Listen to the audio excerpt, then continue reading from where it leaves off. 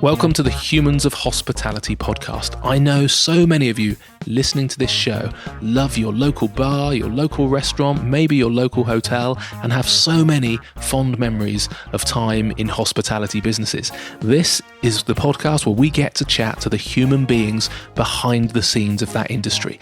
Maybe the chefs or the bakers or the coffee roasters or the gin distillers or the craft brewers or the entrepreneurs, but all doing an amazing job of making sure that hospitality stays interesting and the big, dull, formulaic brands do not take over our high street. Please enjoy the show.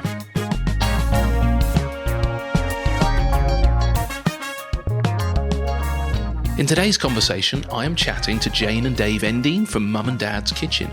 So have you heard the one about the nurse, the police officer and the award-winning pies? You're about to. Dave and Jane's journey to what they now call Pieland was not conventional. It began when they bought a convenience store in Worcester, thinking it would be a nice retirement project after busy careers in the Met and the NHS. But with 600 customers a day and a hungry demand for Dave's pork rolls and Jane's chocolate Tiffin, retirement was very much put on hold. And a good thing too, because without that foundation, Hampshire would not be enjoying what is a growing selection of delicious pies, from steak and kidney to gluten-free egg, bacon and chorizo, which earned the couple the accolade of supreme champion in the 2019 Great Hampshire Sausage and Pie Competition. Not bad for an operation that began and has stayed in the cellar of their home in Southsea. And that's where I joined them at the end of a busy week, producing 1,000 pies. I very much hope you enjoy this week's conversation. Jane and Dave, thank you so much for taking the time out to let me come and ask you some questions and doing a podcast. Much appreciated. That's a pleasure. Nice to meet you. And so I've spent quite a lot, been doing these a couple of months now, and I often end up in the middle of the country, often on a farm or somewhere like that. But today I'm in the city, and B, I'm in your home. Can you just explain, where are we in the world? Dave, tell us where we are. So we're in Southsea, in a place called Craneswater. So we're about 400 or 500 yards from the sea, I suppose. Nice. And this is your house as well as Pie. What do you call it? Pie factory? Pie basement? Does it have a name? Pieland. Your very own Pie chaos, generally. It's total chaos. You're certainly chaos today. So I've just witnessed you and your sort of crazy Friday afternoon trying to get the orders ready before the weekend, basically. Yeah, that's right. That's right. We converted our cellar in 2014 and put a pool table down there, put a lid on it, thinking that it would be a kitchen stroke games room.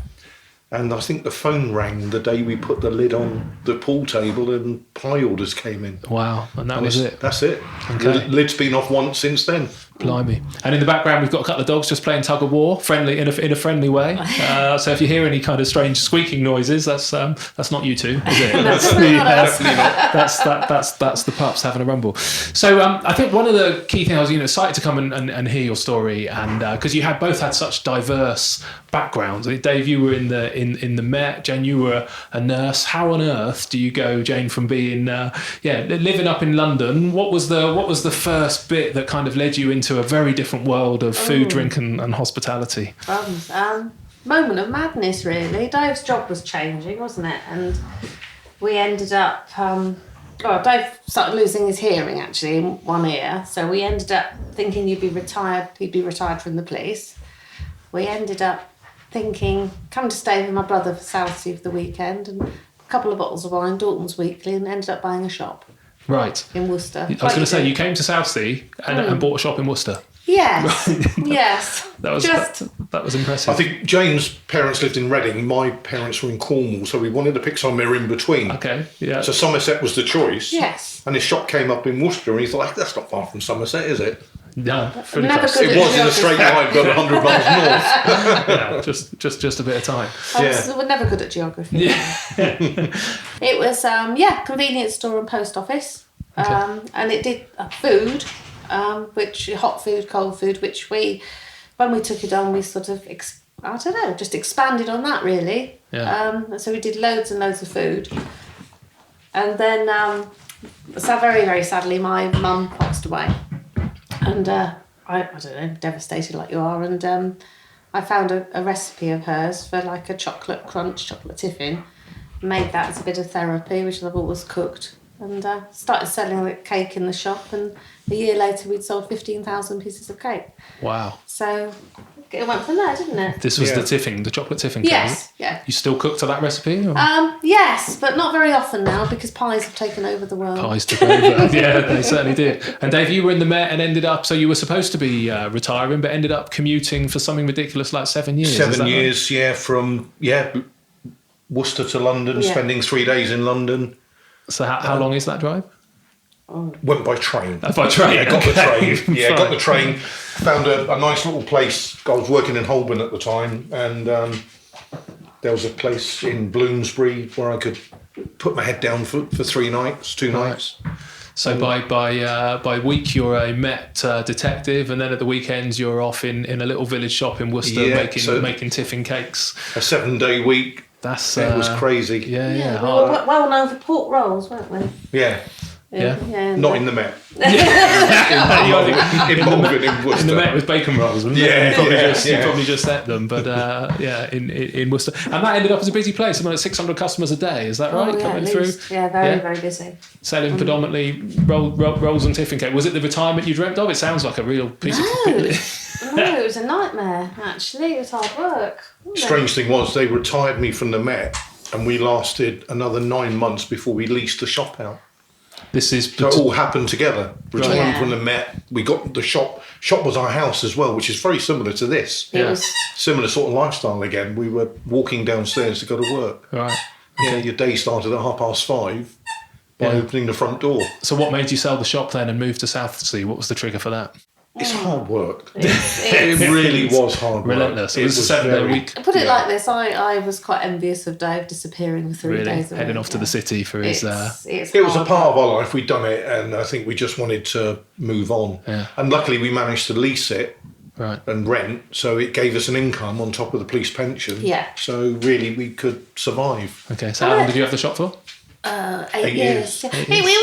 It sounds so idyllic. It's very chocolate box. It's the only shop in the village. It's all lovely. Yeah. But in reality, it's hard work. Yeah. I mean, I think it had its good points, and we had some good times there, without doubt. It was quite funny when we got there because I think the villagers thought it was heartbeat arriving really with a policeman and a nurse. But no, it had its good points, but it was hard work. Yeah. 2 days. And nursing's got a reputation as hard work, so that's saying something. Yes, well, I think it's relentless at a shop like that because you get 2 days off a year, Christmas Day and Boxing Day. That was it. Yeah. So it was challenge. So what was the trigger then to come down to Southsea? How did that come about? Because you ended up being homeless, I think, didn't you? Yes. Yeah, it was a really cold winter in 2010. I think it was -17 in Worcester, and we had 9 inches of snow. And we decided to buy a nice old Victorian house that wasn't lived in at the time. It defrosted a bit to -10 one day, and the header tank burst, and it went all the way through 4 floors of this beautiful house. Oh dear! That had never seen water before inside. Wow! Lath and plaster. Oh dear! That was the 14th of December. 14th of December, right? Yeah. Nicely timed, So just before Christmas. 3 or 4 days before we're due to move in, this happened. The insurance company and the owners just wouldn't let us move in. And we had to leave the rented barn, so we ended up on the road. Right. Holiday Staying let. with friends, holiday let, Yeah. bed sits with 2 dogs. Nice. In hindsight, it was quite the adventure. nice, quite exciting. really. Yes. Yeah. So you ended up on a tour of the South Coast. You ended up in Bournemouth for a little while, I hear. Is that right? We ended up in Bournemouth 5 weeks. 5 weeks in Bournemouth. That was our intention, was to live in Bournemouth. Right. That was our first choice at the time. Minehead we went to. We were all over the place. Yeah. But then we came to visit my brother here. And Stayed in this part, Craneswater. just really liked it. Loved it. That was it. Yeah. And was the plan to create a pie and cake HQ in Southsea when you arrived, or? No, we thought we'd just do a few shows and festivals, and so we had a gazebo and had a cake company called My Mum's Cakes, because it was my mum's recipe, and it was a bit of fun really. And then we decided, we better do a bit of gluten-free because that's what you needed to do. So we did gluten-free, but we didn't tell anybody it was gluten-free really. Sold them anyway. This was at the mainly at the festivals and the shows. Okay. And one of our customers, he said, I'd love a steak and kidney pie, a gluten-free one. So we thought, all right, we'll rise to the challenge, and Took us about a year to get the pastry right, I think. Really? Yeah. And did it, and we went from there. And this became your domain then. Pies, was it, Dave? Are you the pies and Jane's the cakes? Eating them? You were the specialist knowledge for pastry. I think pastry checker. I'm now professional pie taster. Okay. Obviously, that's an important job. Someone's got to try it. And doing a gluten-free one was a challenge then. If it took a year to perfect, what's the difference then? Why is it so challenging? It's just it's the pastry, texture. really. The pastry has nothing to hold it together. Right. So it just took about. I remember us thinking, is it worth carrying on with this? But we did. Just tweaking. I think I developed Tourette's getting the pastry right. Actually, Yeah. But once we got it right, we went from there really, and now it's very much a sort of all hands on deck thing, isn't it? It's become bigger than the cakes then, is it? Oh yeah. Much more. Yeah. How did you describe the pastry a while ago? It's quite opinionated. Opinionated. Is it? Very. The cakes, I mean, to be fair, we could still do as the cakes, but we're just too busy with the pies. Right. And I think pies is where, I don't know, it's I suppose we've just got a bit hooked. They drive us mad sometimes, but it's... The demand is there. For 51 weeks of the year, there's a demand for pies. Really? It's crazy, isn't it? So you're literally now at the point of making 1,000 pies a week or something. Yeah. What was the... Because you literally converted your cellar in your house to do it, and then decided to stop supplying direct and more to start wholesaling them. Is that right? Yeah, I think we were doing the shows and the festivals, then we got more wholesale orders, and then we did a year of doing both, and then we realised that we just couldn't do both really. So we didn't need to do both, so we do the wholesaling now. Right. And then we go to the shows and festivals and see all the people we used to be with and wave at them as they're working and we walk past. That must feel quite nice. You actually get to go and enjoy it. Yeah, basically. Yeah. Okay. So not doing any of the shows anymore. It's literally just a marathon downstairs. What's it like having your pie factory in your house? How do you manage? You can't switch off very easily. I'll say that one. It becomes a way of life. Yeah. Yeah. It's just it'd be weird if it wasn't here. I don't know what I'd do. Yeah. In a way, because you're so used to it. It's the way we live. Yeah, I think it would be odd without it, but sometimes you think it'd be lovely to have your house back. Yeah, it is. It's better. Although it always smells nice when you come in the door. I could smell the pies. Although you probably don't notice it anymore, do you? Never notice it anymore. You know, everybody says, "Oh, it smells lovely," and I think, does it? Yeah. So where do they go now then, Dave? Where's the main place your pies are sold? They've made it up into London, and some of them are local. Yeah, I don't think we have a main place. We just have a lot of orders. So the ones you've seen are going to Piebury Corner in King's Cross. There's another one in London just started. That's all vegan and vegetarian. Right. They're in Gospel Oak. Yeah, and then we've got a shop in Winchester, Pie Caramba in Winchester and Southampton. Then Pie and Vinyl here, the Dockyards. And how do you go about then, finding your pies up in King's Cross? How on earth do they find you? You wouldn't imagine when you buy your pie in King's Cross that it's made British its way Pie from Awards. Portsmouth British Pie Awards. They found us through them, didn't they? And I think Google. Really? Yeah, you put anything in these days, you're going to find something, aren't you? Yeah. Just the information's there. So how did the Pie Awards come about then, and when was that? Well, we entered the Pie Awards last couple of years, and I think 2 years ago we entered and we got highly commended second in the category, wasn't it? Second and third. For one of the pies, in a gluten-free pie, but we enter the same pies in the gluten-free category and the non-gluten-free category, and they usually score higher in the normal one, which is a bit weird. That's interesting, isn't it? Anyway. So what's the most popular pie now then? Well, the egg bacon and chorizo is really popular. That's probably one of the first ones we made. But they vary, to be honest, from area to area. Was that the award-winning one? Or? That won the Pie Awards, and then that got the Hampshire Supreme Champion, that one. Okay. And then the chicken hammered leek, that's popular as well. So yeah. That's my favourite one, I must admit. But this year we entered the Hampshire Pie Awards, and the gluten-free pie beat the normal pies. Really? Yeah. It's good, isn't it? So it's a bit like the British Pie Awards this year with the vegan pie winning. Right. Yeah, it just happened. Times are changing. Yeah. And then where do you go about sourcing your ingredients then? Because presumably that's a key part of it, is around the quality of what you can source. Well, we use Farmer's Choice. Right. For all the meat and veg, actually. which is all the meat's free range and North and South Downs farms. Any of your former kind of, nurses and Met officers come down? Are you popular? I think whenever you move to the coast, when you've come from the city, you end up being pretty much a hotel as well as Yes, we have visitors from April till October. Weekends, yes. It's funny how when the weather improves, it doesn't stop. Starting next weekend. Really? First ones are down. Do they end up in the basement also making? They have been roped in, yeah. Yeah, without doubt. part of the commitment. Funniest one was seeing one of Jane's cousins who's vegan, vegetarian, making meat pies down there He for was us. brilliant though, It was wasn't he? funny, he loved it. Really? It was so funny. Yeah. I think he's a real anybody who character. comes to visit us is quite prepared that they might be handed a rolling pin and an apron. You must have become that eccentric story with your friends of the nurse and the police officer who ended up on the south coast making pies in the basement. I think we are known as fairly eccentric already, to be honest, which is a bit of a worry. I must have lost that policeman look because I'm just known as the pie man. Just now. the pie man, yeah. You've got a bigger smile as the pie man than the policeman, I suppose. So. And then what was the one with the? Was it BBC Radio 2 Car Fest? There was a competition there as well, Jane. Was that? Oh one yes, of yours that's that was the first one made in a cake tin actually, and that was cakes versus pies. And Really? We entered that, and that got. Well, we won the professional category. That was didn't when it? cake makers had to make a pie and pie makers had to make a. Don't you have an unfair advantage in that as somebody makes? Well, we pies? weren't making pies then. No, we were making So we cakes. were the cake Okay. makers at that point. Right. So a pie was a new thing. So that really got us. That got you into it. Yeah, that began it in a way. That was. I suppose we would. Yeah, it gave us the confidence, I think, to carry on. So you've deliberately kept it at this side, well, allegedly at a manageable level. That's what I was told, is that you were deliberately trying to keep it so it didn't cause too We're much trying. chaos. So then when I got here on a Friday afternoon and you're running a couple of hours behind schedule, Exactly. but yeah, We'll put it what's- like this: a year ago, we said we can't take any more on. We're making the most we can possibly make, and that was probably 500 pies a week. Now we're 1,000. So I don't know. We're not very good at saying no. Really?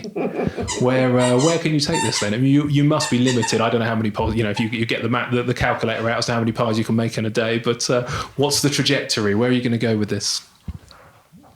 That's a tricky one. You don't know. That is a tricky one. Yeah. Well, Certainly trying to finish earlier on a Friday. Flow, really, I think we've never really planned anything, so why It depends change how it much now? your suppliers need you as well. Yeah. That's part of it. If they're dependent on you for their brand or whatever. Yeah. So we got Pie Vinyl, obviously they're one shot. Pie Caramba are expanding already. They've gone Winchester, Southampton. They want to take over the Piper's South Corner Coast. have got 2 shops. Yeah. Yeah, it's tricky. I think just see what happens. We'll carry on making pies and see. We've never planned to do this. Didn't plan to live here. So What do you prefer then, the shop in the old village hall, or is this? Here. This is definitely an improvement. yeah. Yeah, we figured out Worcester's the furthest point in the UK from the sea. Oh really? Yeah. Okay. It's the furthest county from the sea, so now we live No, we love being by much the closer, sea. as close to the sea as we could get. Yeah, you're literally 100 metres from the water. Yeah, Yeah. love it. Do you do a fish pie? We do, funnily enough. Yeah. Don't have a bit more time to go fishing, I think. That was one of the things we planned to do, isn't it? Yeah. You do a lot more fishing, but Yeah. the rod got put away a couple of years ago. And it's pretty common then not to see your name behind these pies, I suppose. Very So- common. We are the anonymous pie makers. You are. Mums and dad pies. Same when I chatted to Emma from Honey Buns. So a lot of Honey Bun stuff as well ends up in various kind of festivals or events or shops or museums and stuff like that. And and often not branded. You're quite relaxed on that. You're quite happy to. Yeah, to be honest, it doesn't bother us, does it really? At No, all? not after the fame, just the fortune. I suppose that's probably the better bit. Yeah. The better bit of the two. No, not bothered by that at all, really. Yeah. And are a lot more people coming into it now and coming into this sector? There seems to be certainly a growth in street food in the last couple I of think, years and the yes, kind of certainly. pop-ups. There's But certainly been a huge increase in gluten-free yeah. stuff going on the last few years, especially cakes, actually, Really? which is one of the reasons, I suppose, we diversified with the pies. But no, there's definitely more pies and everything. Why do you think we're getting that change in kind of food trends, I suppose, both the sort of plant-powered vegan stuff as well as the gluten-free? Any thoughts on where that's coming from? With demand. Yeah. It's simply demand. If it wasn't there, you wouldn't make it. Yeah. If there was no one there to buy it, there'd be no point in producing it. Yeah. And I think the proof of demand's in the sales. Gluten-free, you've got the you have got the celiac. Yeah. There's the celiac disease, and you've got the people that really need it. Then you've got it's just a trend as well at the moment with vegan as well, isn't it? And I think people are very conscious now. They want to know where their food comes from. Did any of the interest in the celiac come back from your nursing career? Did you see problems back when you were nursing Yes, with regards to... I suppose that's one of the reasons I was interested in it, actually, because I worked on the celiac ward at Grosvenor Street years ago. Okay. And so I was very aware of the risk of cross-contamination, etc., etc. So that part of it was easy, in a way. Yeah. That was the dogs then just trying to... the sisters are fighting. Just trying to rumble. And then as you see more and more of these kind of street food places open, more people kind of getting into the industry, do you ever hear any particularly bad advice or any particularly good advice or any advice you'd give people who are thinking of kind of getting into this industry? Don't think that you can just start it and make money straight away. Yes. You've got Get no a police chance. pension. If you've got a job, keep your job. Yeah. Keep the income coming in and just work hard. And you'll find the point one day when you don't need to rely on your job and you can do it on your own. Yeah. But it's all right. We've got problems with dogs Jane is jumping literally everywhere. juggling tea, microphones, leads, and have tea all over me now. Thanks, who would dog. liven it up. We should... No, I think should do that's exactly it. I think we hear so many people who start businesses like this and think you're going to make money straight away, and you really, really don't. I think So many things can happen. We did it for a long time, and I do remember actually sitting there once saying, "Should we give it all up now?" And then you just need that lucky break, really, don't you? Yeah. Yeah. So what's the motivation then for keeping doing it? Fortune, obviously. Yes. But, Yes. Very important. Yeah. No, I think we like food. Yeah. I think it's quite we're in a situation where we make and deliver at the same time. We are the business. A couple of people help us, That sounds which is funny. great. Yeah. But a lot of the people you supply don't get to see the people that make it. Yes. And that's something different. So you go into the dockyard and the chefs see you and want to chat. They want to, because they can talk. You're not just a delivery man. Yeah. You're the man who makes the quiches, the pies that come in. Yeah. So I think it's a nice part Yeah. of it. And because of that, you build a friendship and a bond with them. And I don't think they'd let us stop. Yeah. That's it. I think we'd let them down. You're committed. And do you see a lot of the big kind of brands now start to, clearly people are interested in food provenance and they're interested more in the artisan kind of stuff. Do they start to copy the kind of wording and the packaging, and you see this kind of small batch or words we do. artisan? And how do you get around that? And does that frustrate you seeing big brands pretending to make decent Yes, stuff? just moan about it yourself and carry on, really. Just whinge. But it hasn't affected you from the impression I get is actually you've got more demand than you can cope we're with. more than we're busy enough, to be honest. It doesn't really. We can have a chuckle about it, but it doesn't really bother us, does it at all? No, I think if you let it affect you, it could affect what you do. Yeah, because certainly with some of the guys with kind of craft beer or some of the kind of coffee companies, there seems to be this constant infiltration, I suppose, of the bigger brands, kind of jumping on the back of some of the craft and niche stuff, which can become a bit of a frustration for the small producers trying to compete. I think it is a bit annoying because obviously they're big companies and they've got a lot more finance behind them, etc., etc. But like Dave said, you can't let it bother you because there's no point. Nothing you can do. Particularly if it's late on a Friday afternoon and actually you just want to get to the pub for a beer Well, and you've got your phone's ringing off the What's the hook point with of worrying, demands. really? Then, I'm sure I read somewhere that if everyone stopped buying in supermarkets, £100 a year, if everyone spent £100 a year not in the supermarket but with a small supplier, it would inject £100 million into the Economy. into the small infrastructure independent local of economy. helping all the local businesses, and it could make such a difference. Yeah. Nice. And then, Dave, we were chatting earlier about meat. So goat was an example. So I was chatting with cabrito goats last week, and it blew my mind to learn that we all, love our kind of goat's cheese, but we very rarely eat goat's meat. And as a result, it means that so many kind of billy kid goats are euthanized at birth. And you were saying that, you've had some demand for some goat curries. Have you noticed a lot of changes in kind of food trends in the last decade? Or Yeah. We, as well as goat, we do buffalo pies. Really? Yeah, that's quite popular. I think It's people good. are always after something different. Our latest pie for a pie shop is the IKEA pie. Excellent. What's in that then? So it's their meatballs with mashed potato, the lingonberry jam. Yeah. And most people are asking, does it come already assembled? Is there any bits missing? Yeah. That's the other thing with us, because we work from home. We're not a factory, we're not a unit, we're not restricted to the type of pie we can make. It's all handmade. So if someone wants a weird IKEA pie or a goat curry pie, we can do it. Yeah, I think and also, to be fair, that's what keeps us interested as well. I think I've got quite a low boredom threshold. So the more we like doing varieties, don't we? So certain pie shops have certain pies, and then if you ring up and I don't know, you want a pie without onions or something, yes, we can do it because we make them all ourselves. Yeah. I think that's probably.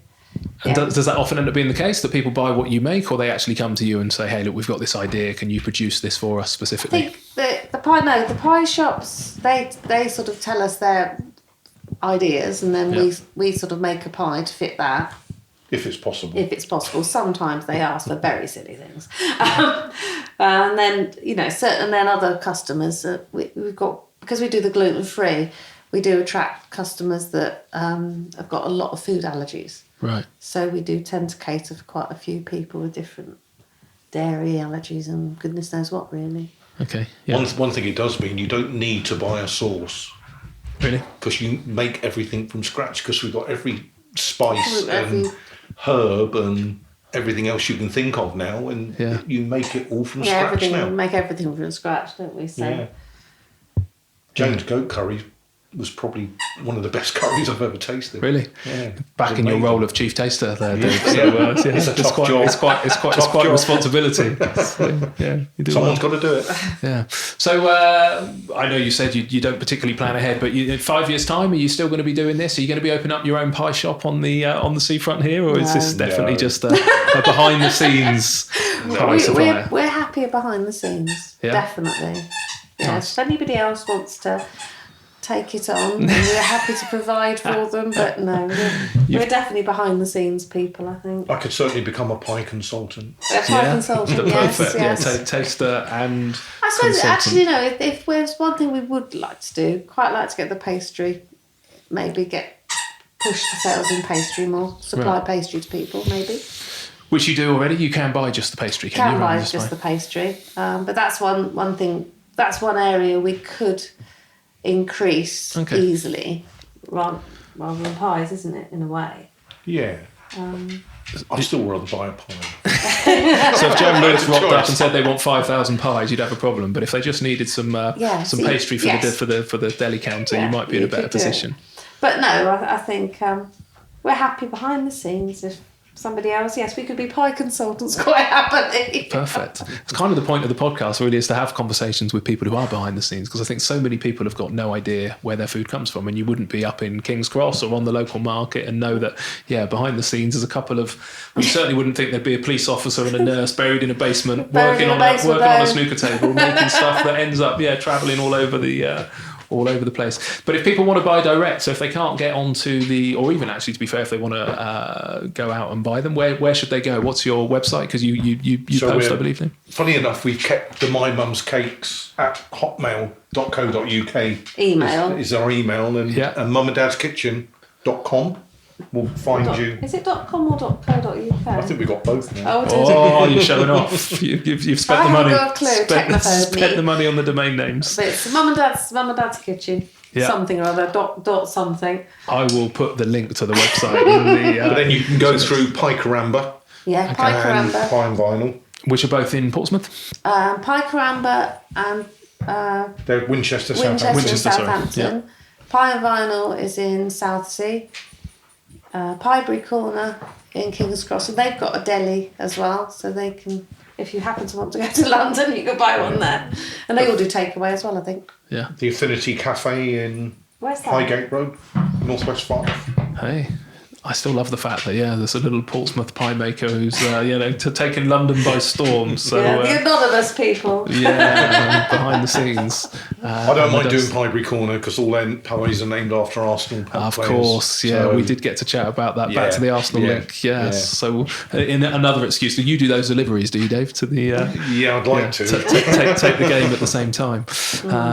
Okay. Well, look. Thank you so much for sparing the time to have a chat. It's it's always just nice to meet the people behind the scenes. I will put where people should go and buy your pies, and I'll definitely be ordering some. But nice to meet you, and I'll come back and catch up in 5 years when you have actually got a pie shop, Jane, on the seafront. But thank you for sparing the time. Thank you.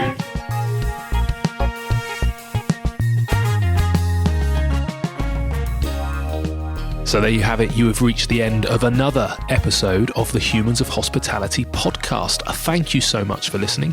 Please go and visit our website, humansofhospitality.co.uk, for the show notes and extra episodes and information. And whilst you're there, don't forget to sign up for our newsletter and to receive free materials all about the humans behind our incredible industry. Lastly, if you could subscribe, rate and review this podcast, you will be massively helping me out, and it would be hugely appreciated. Thank you so much. We'll be launching another podcast in just 7 days' time. Cheers.